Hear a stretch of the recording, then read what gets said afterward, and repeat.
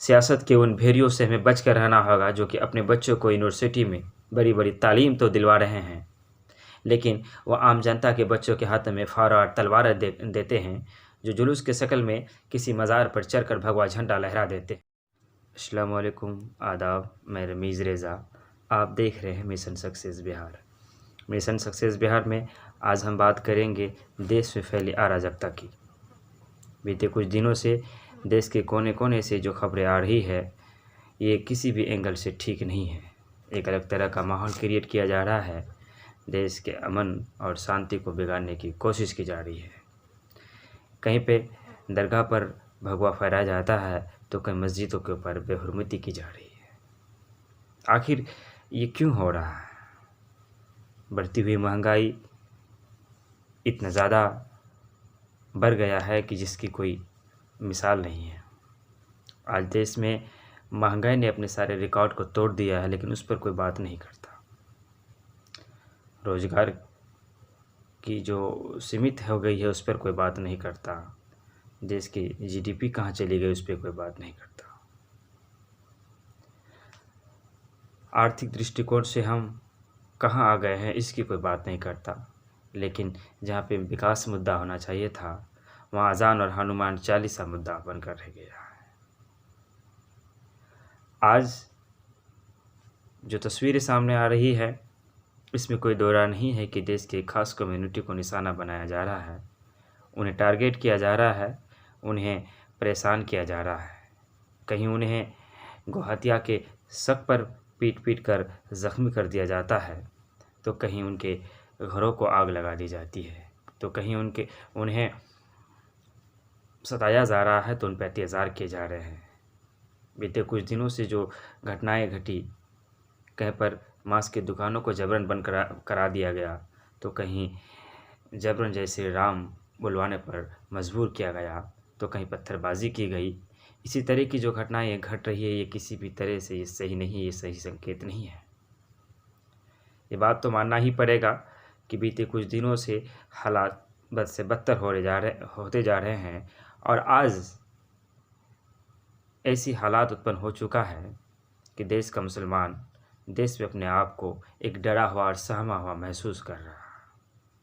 भारत जैसा देश जिन्होंने हमेशा शांति का संदेश दिया, आज यहाँ पर ऐसी घटनाओं का होना चिंता का विषय है। नफरत के जो बीज बोया जा रहा है, इससे फ़ायदा किसी को नहीं होने वाला। फिर से देश में अमन व अमान कायम हो, इसके लिए हम सबको आगे आना पड़ेगा।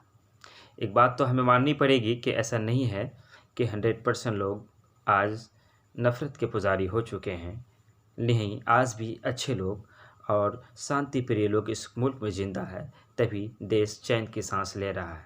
और ऐसे तमाम लोगों को आज ज़रूरत है कि वो देश के लिए आगे आए, और जो एक माहौल क्रिएट करने की कोशिश की जा रही है, इसे ना होने दें।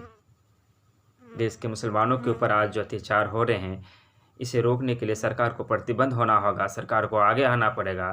क्योंकि वो जिस तरह से मुसलमानों पर अत्याचार कर रही है, सरकार को ये बात समझनी होगी कि मुसलमान कोई किराएदार नहीं है, हम भी इस देश के नागरिक हैं, और हमारा भी यहाँ पे अधिकार है। भारतीय संविधान ने हमें अधिकार दिया है। जिनकी सोच जिन्ना की थी, वो जिन्ना के साथ उसी वक्त पाकिस्तान चले गए थे, लेकिन हिंदुस्तान में जो लोग रह गए, वो मौलाना अबुल कलाम आज़ाद ने जब जामा मस्जिद की सीढ़ियों से सदाएँ दी थी कि देश तुम्हारा है, ये मुल्क तुम्हारा है, तुम इसे छोड़ कर कहाँ जा रहे हो। ये वही लोग हैं जो हिंदुस्तान में रह गए हैं, जिन्होंने हिंदुस्तान को अपना दिल, तन, मन सब कुछ माना है। क्यों आखिर मुसलमानों को शक की निगाहों से देखा जा रहा है, जबकि हमने अशफाक़ उल्लाह खान दिया, हमने एपीजे अब्दुल कलाम आज़ाद दिया, हमने मौलाना अबुल कलाम आज़ाद दिया।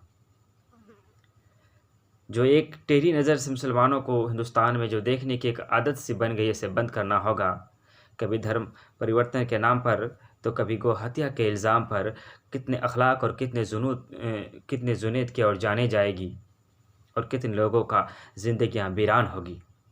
इस दर्द को समझने वाला कौन है, और इसे ख़ात्मा कब किया जाएगा?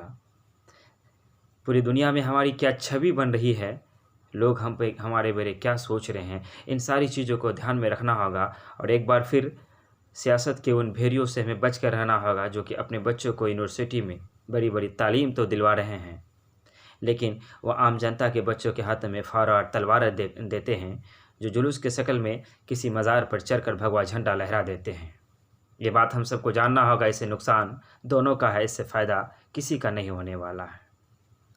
हिंदुस्तान जो कि ऋषि मुनियों का देश है, वली बुजुर्गों का देश है, इसने पूरी दुनिया को शांति सद्भावना का संदेश दिया है। आज हम एक नफ़रत के बीज बोकर अच्छा नहीं कर रहे हैं। आइए हम सब मिलकर एक आहद, एक शपथ, एक प्रतिज्ञा ले कि हम देश की आन बान की रक्षा करेंगे और हिंदू, मुस्लिम, सिख, ईसाई जो पहले भी भाई भाई की तरह रहते थे आज भी रहें, और हम मिलजुल कर रहने में ही हमारी भलाई है।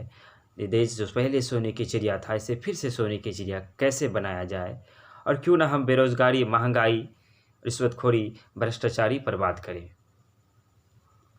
आज हमने बात की देश की पे फैली अराजकता पर। फिर मिलेंगे कल हम आपके बीच एक नई मुद्दे के साथ। तब तक के लिए लेते हैं विदा। मैं रमीज़ रेज़ा, मिशन सक्सेस बिहार।